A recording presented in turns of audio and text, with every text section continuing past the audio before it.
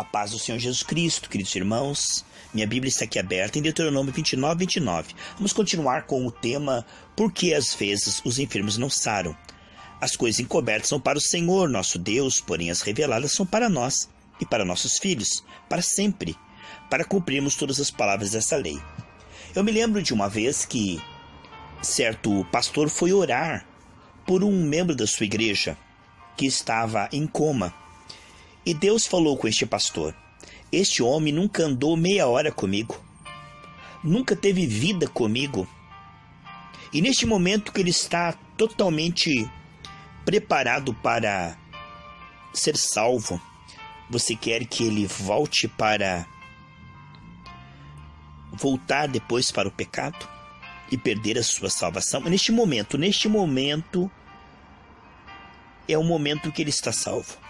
Amados, não vamos dizer que todos aqueles que Deus leva é porque eram rebeldes, mas muitas vezes se coloca a culpa em Deus.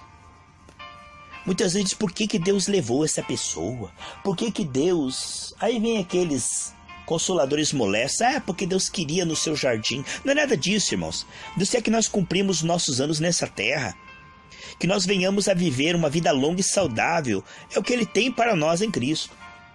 Mas muitas vezes se coloca a culpa em Deus, quando na verdade devia pensar que Deus nunca é culpado de nada e Ele é sábio e perfeito, nunca erra.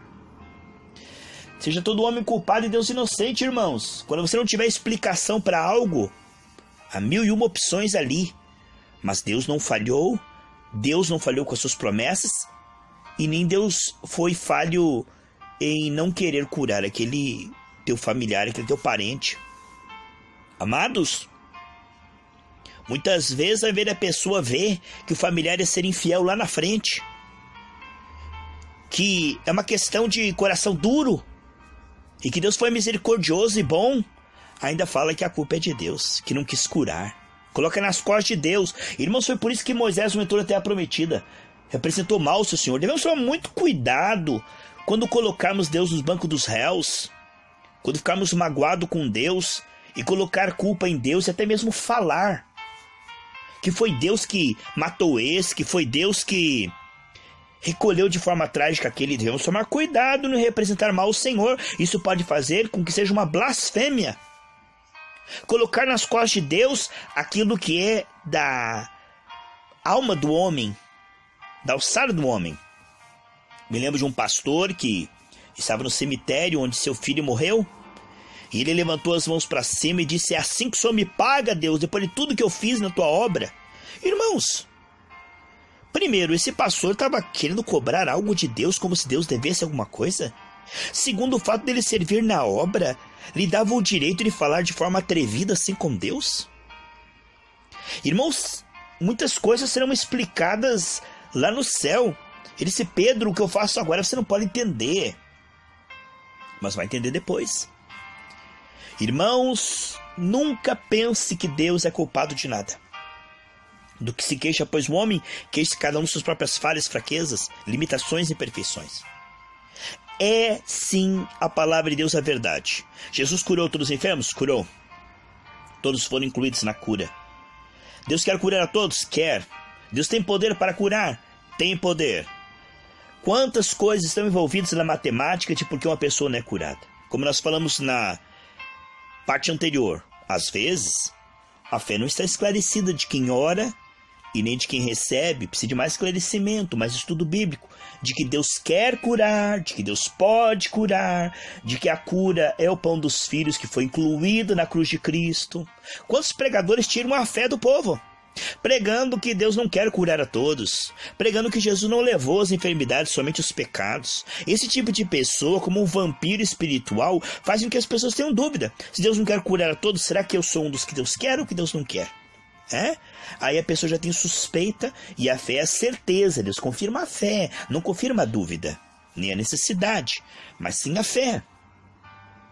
Se a nossa fé não for esclarecida, a Bíblia diz que aquele que pede tem dúvida, está dividido, uma mente dividida, lá em Tiago capítulo 1, tudo que pedir não vai receber. Temos uma fé esclarecida, definida, clara, nítida, não é? Se estamos em dúvida, precisamos de mais esclarecimento, mais nutrição na nossa fé. para que Deus possa responder e confirmar a nossa fé. Por isso que ele é o autor e consumador da fé, porque ele vai edificando, vitaminando a fé e depois ele confirma a fé. Muitas vezes a pessoa diz: puxa, pastor, além de eu não ser curado, você quer dizer para mim que eu não tenho fé? Isso é um peso a mais na vida do enfermo, né? Não, você tem fé sim. É preciso aprender a aplicar a sua fé de forma perseverante. Será que Abraão não tinha fé porque orou 25 anos e a sua esposa não foi curada antes desse período? Será que Deus não amava Abraão, não queria? Será que Deus estava negando a promessa? Nós vemos que não. Muitas vezes é um mistério, irmãos, como Jó, o que ele passou. Deus não prova com enfermidade, isso não vem de Deus. Mas muitas vezes somos atacados. Neste mundo caído, às vezes é congênito, vem já no sangue dos pais aquela doença. Pode ser crônica, genética. Jesus cura. Mas a pessoa tem que crer que Deus cura e se perseverar, que nessa ação própria vai dar o fruto. Muitas vezes é instantâneo, muitas vezes demora. Mas enquanto espera, louva a Deus e crê 100% na cura divina. Como eu digo, se eu tivesse tomado de tumores de cima e embaixo, cuspindo sangue, minhas últimas palavras seriam: pelas suas pisaduras eu fui sarado. A Bíblia diz que aquele que perseverar até o fim será salvo. E veja que a salvação é até mais importante que a cura.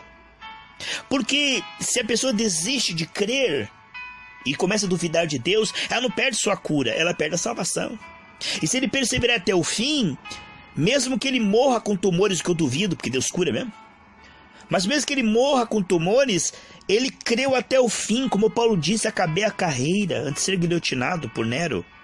Ele guardou a fé, ele cumpriu o seu ministério. Então aquele que perseverar até o fim será salvo. E às vezes o desistir não perde sua bênção, perde a salvação, porque nós somos salvos pela graça através da fé. E aquele que retrocede não agrada o Senhor. E uma pessoa que começa a duvidar da palavra de Deus, das promessas de Deus, daqui a pouco está duvidando de Deus, e aí também não vai ser salvo.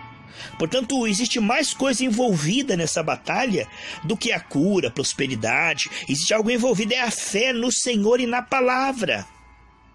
Muitas vezes, amados, a pessoa não entende que não vem de Deus a enfermidade, é sempre um ataque das trevas. Claro que nem sempre é demônio. Se a pessoa pisou no gelado, pegou um resfriado. Mas se ela estivesse no temor do Senhor e cheio do Espírito Santo, o Espírito ia dizer para ela: põe um chinelo. Não é, irmão? Foi carne. Carne é diabo, né? Em Tiago 3, que toda sabedoria humana separada de Deus, ela é diabólica. Então, sem mim nada podeis fazer. O homem na carne toma atitudes erradas, né? Exagera com o seu corpo, né? Droga, se prostitui, coloca tóxico no seu corpo. Vai aparecer enfermidade. Deus cura, mas assim como ele foi dedicado para intoxicar o seu corpo, ele tem que ser dedicado para aquele que Deus quer curar. Mas aí ele vai na igreja e uma semana diz: Deus não quer me curar, eu não estou sendo curado, mas durante 20, 30 anos deu lugar ao pecado. Você está entendendo como é, irmão? Não é que Deus está jogando na cara, Deus perdoa tudo isso, mas agora é um processo de restauração. E muitas vezes a pessoa é dedicada em dar lugar à enfermidade, dar lugar ao pecado, não é, irmãos? Mas na hora de dar lugar à fé, como Abraão fez por 25 anos, aí a pessoa diz: Deus não quer curar, Deus não está comigo, eu não tenho fé, e está dando tudo errado. Irmãos, Deus te ouviu, Deus te curou já. Você crê e confessa, é o que a Bíblia diz, e Deus vai manifestar isso no seu corpo, no tempo e no modo certo. Deus vai fazer com que você entenda que você já está curado pelas pisaduras de Cristo. Ele já curou você lá na cruz do Calvário, ele curou todo mundo. Meus amados, às vezes esse ataque das trevas vem com ideias, né? Com o mau uso do corpo. A pessoa não dorme direito, não se alimenta direito, é glutão, ou jejua demais, enfraquece o seu cérebro, perde proteínas. Então isso tudo pode ser físico, orgânico, mas é sempre um ataque das trevas. Porque quando Deus nos guia, Ele nos guia em sabedoria no corpo, na alma e no espírito. A Bíblia diz santificar o alma, o corpo e o espírito, lá em 1 Tessalonicenses 5, 23 e 24. Então, o mau uso do corpo é sempre influência diabólica. Não é que a pessoa está endemoniada, mas ela está usando mal o seu corpo. Uma pessoa cheia de Espírito Santo, ela vai dormir direito, vai se alimentar direito, ela vai cuidar para não ser sedentária, para não ficar preocupada, ansiosa, magoado, que isso vai criando enfermidades, se não se arrepende e não confessa. Então isso é apenas uma pincelada, irmãos, mas que nós possamos pedir direção para Deus e crer que Deus é verdade, a Bíblia é verdade. Se algo está dando errado, não é Deus.